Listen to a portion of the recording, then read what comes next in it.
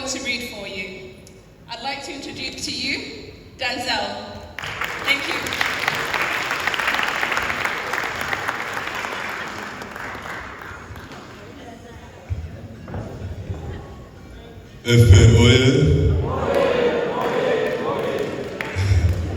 Hi, my name is Denzel Kiro. I'm the son of Naila Kiro. And I'm here to recite a poem for you that I wrote talking about how FPED has affected me in my life as being a child of someone who grew up with it.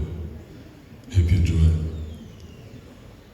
I used to sulk, huff and puff when my mom used to drag me to FPED functions.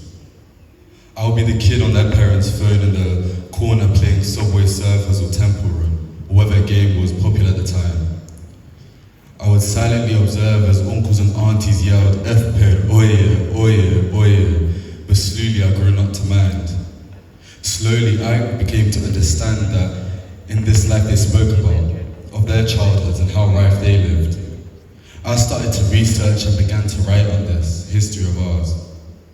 It began with the genocide against the Tutsi, and I expanded to discover the FPR, or formerly known as the RPF, the Rwandan Patriotic Front.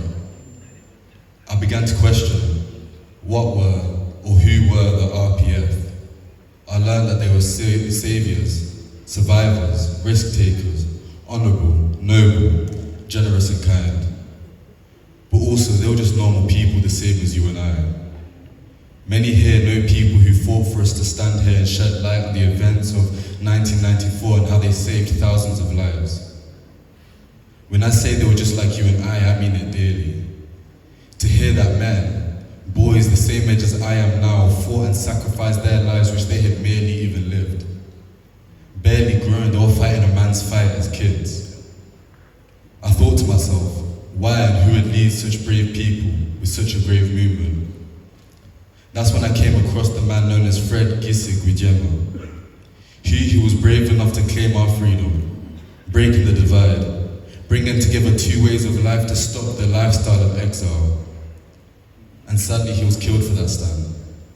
But then came a strong man to follow through with his plan, Paul Kagame, a man I know very well of.